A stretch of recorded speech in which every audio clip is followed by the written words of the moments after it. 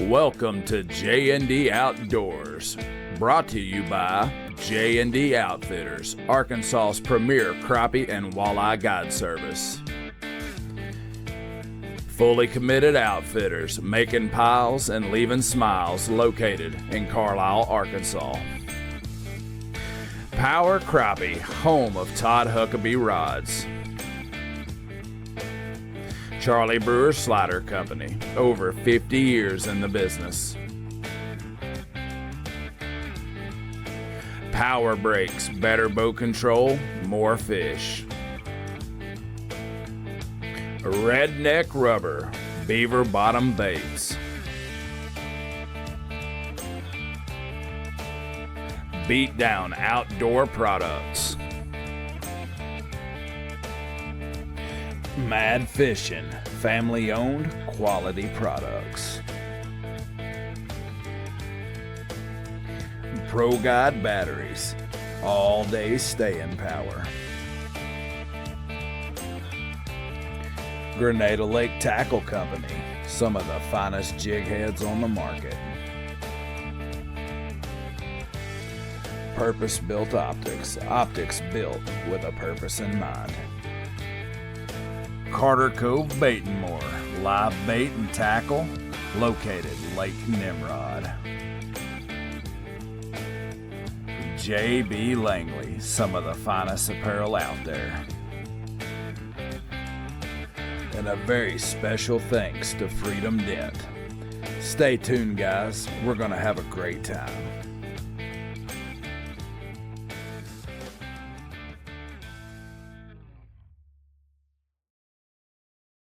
Hello everyone, Jeff Larch with J&D Outdoors. Thank you so much for tuning in.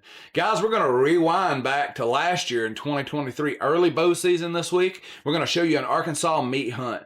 You know, we've all been there before where the freezer's starting to get skinny and it's time to do something about it. And guys, I've been chasing some bucks for a while that just wasn't panning out. I was getting a lot of pictures of good bucks, but they were all at night and was just kind of getting tired of chasing them around. It was time to put some meat up. So anyway, we went to one of our favorite spots, got on the stand, and it didn't take very long. We had action pretty quick. Guys, stay tuned. I hope you enjoy it. All right, guys. It's October 5th, about 4 o'clock in the afternoon. We're on a spot we like to call the Boneyard. It's a little bitty sliver of private ground that we get to hunt. It just so happens to be positioned in a really good spot for a lot of traffic usually, and we get quite a few deer in here. The last several days we've had a lot of activity in here around 6 o'clock. Some does and some small bucks. And we're here just trying to see if we can get a shot at something. I think this is the longest I've ever went in bow season without taking one. Freezers are getting kind of skinny. It's time to fill it up. So hopefully something comes in here that we get a good shot at. We got a nice 7-point that showed up yesterday afternoon, right after dark. I don't know if he'll show up, but he's about a 3-year-old 7-point. He's really one that we need to get out of the herd. He's a nice deer, but he's just not going to make much. I don't think he's not going to blow up. He might go 110, 115 inch, somewhere in there. Not that score matters, but roughly that's just about what he is. We've got a few other small bucks that are coming in here that are really on the just no-fly list. We don't want to shoot them. So we don't know what we're going to get into. Like I said, a few does have been coming in here. Hopefully, a few of those does will show up and give us an opportunity. Hopefully, we can put some meat in the freezer, get on board this year for 2023, and we'll see how it goes. Stay tuned, guys. So guys, I'd been in the stand for about 45 minutes and been sitting there with very little action going on. Of course, the squirrels were coming and eating corn. Just kind of your plain afternoon, early season. We're expecting activity to be later in the day. And then I turn and look and man, I've got a visitor hanging out with me, and little guy hung around for at least an hour or so. It was just really cool to sit and see the little guy. I had no clue I was there. Hopefully a future trophy, but if nothing else, it was a great encounter in the woods.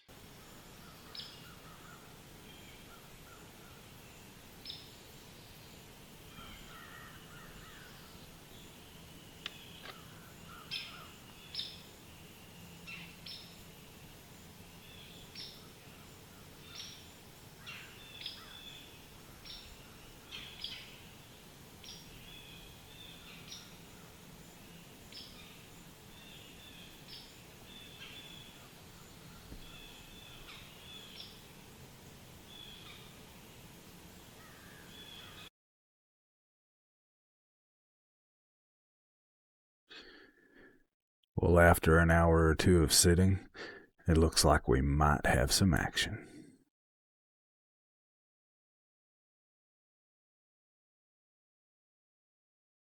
It looks like two are working their way in. Game on.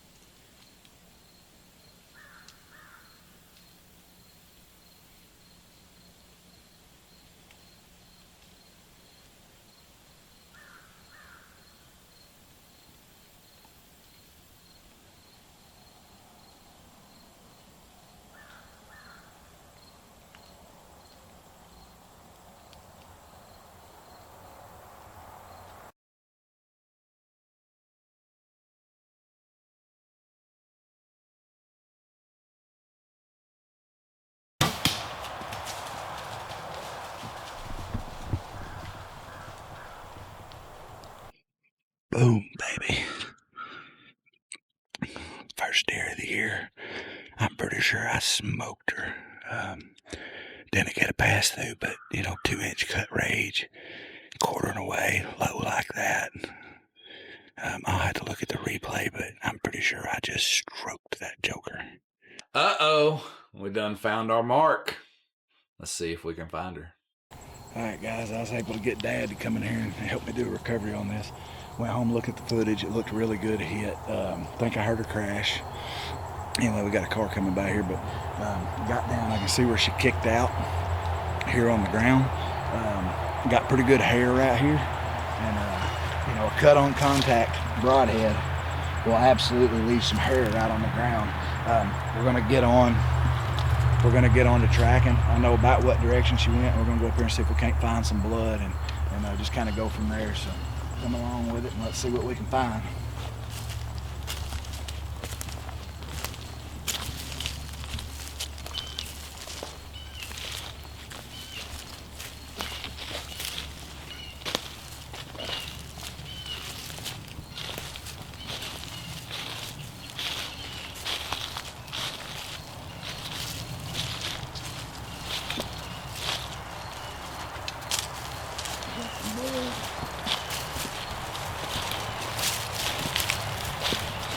Got our first slosh right here.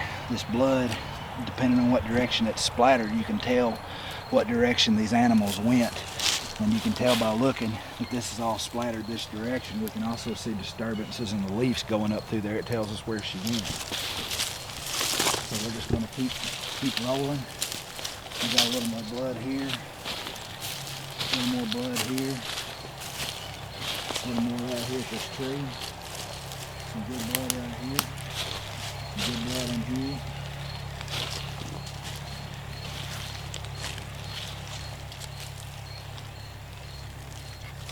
And it's always good that if you're tracking with two people, the last place you find blood, the person in the back needs to stand where that blood is so you can look at it and reference the direction that the deer was going. So if you lose blood, you always kind of have an area to scour in line to figure out where an animal went, because these things do turn on a dime sometimes. So I'm just going to kind of keep looking. I've lost blood for just a second. See if I can't find some more right here pretty close. She came right by this tree. I got some more right here. I got some more right here. It's just a little bit, but there's some on that leaf right there.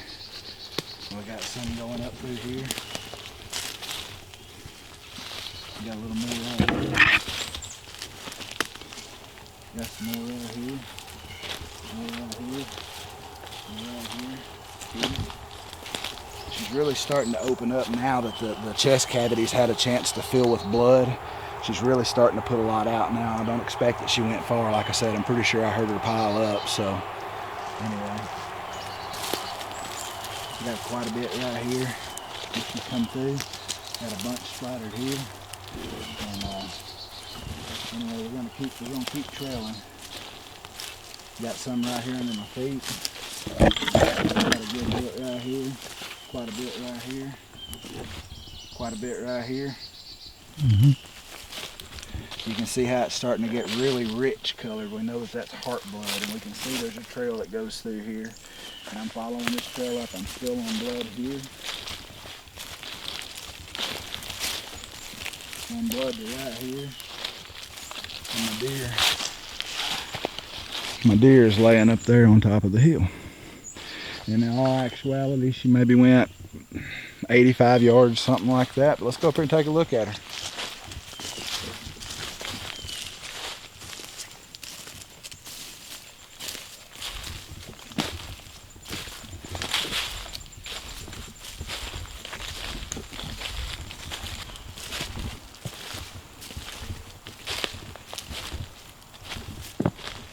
Man, that rage did some damage.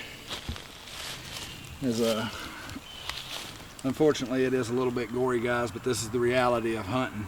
Is in order for us to take an animal, a lot of times we're looking for massive cutting power. The bigger the cut we have, the better it is on the animal. Even though that looks really gruesome, this deer was dead within seconds of shooting this animal. That's what we're always looking for as sportsmen, is to be able to put an animal down rather quickly and humanely, so we can harvest these animals from the herd for both a conservation standpoint and feeding our family standpoint. I mean, this is the truth and the reality behind hunting. We don't want to sugarcoat anything. We want you guys to understand that this is how it really goes. I want to explain the reason I shot the animal so far back like I did. The animal was quartered away hard, as you can see in the video. What I do, this deer had its front leg forward. I aim, no matter what angle this deer is I always come up this opposite leg. And wherever that puts me in the center of this deer, that's where I'm going to shoot. Now, I aim low on my deer because I expect them to drop. This PSE Drive NXT is super quiet. It's a really quick bow, super quiet. This animal didn't drop near as much as what I would expect it to. I was actually expecting to hit it more up here in the higher section. But nonetheless, this right here gave me, I got liver, diaphragm, lung, and heart from this angle all the way through. I did not get a pass through because I hit this shoulder on the opposite side, but that's what I was going for. That's where I wanted to hit. Regardless of a pass through or not, that's irrelevant. And a cut on contact broadhead makes a massive entry wound, gives us blood to look at really, really quick. Helps put these animals down really fast. I didn't have an exit wound. That's why a cut on contact is my preferred broadhead. I trailed this deer off of an entry wound, and it was a better blood trail than some of the pass-throughs I've had with other broadheads I've shot. But anyway, we're gonna get this girl tagged up, loaded up, get home, get her processed, get some back strap on the grill tonight. Looking forward to some fresh deer meat. Guys, stay tuned. We've got a lot more hunts coming this year. We're gonna have, hunts with Dad. We're gonna have hunts with Wyatt. We're gonna waterfowl hunt, a lot of fishing, all kind of stuff. Stay tuned with us, guys. I'm Jeff Larch. Keep it real, guys. Thank you guys so much for sitting this week and watching this episode. I really appreciate it, guys. I hope you enjoyed this episode as much as I enjoyed making it. I also hope that you got a little bit of information there on the end on shot placement and maybe even a little bit on blood trailing there. But guys, anyway, stay tuned. Subscribe to our channel. We've got a lot more content coming. We've got fishing, we've got cooking, we've got foraging. Man, the list goes on and on and on. Product reviews coming. And anyway, guys, if you like what you're seeing, subscribe, share it, leave comments, guys. Tell us what you want to see. And hopefully we'll see you on the next episode. God bless.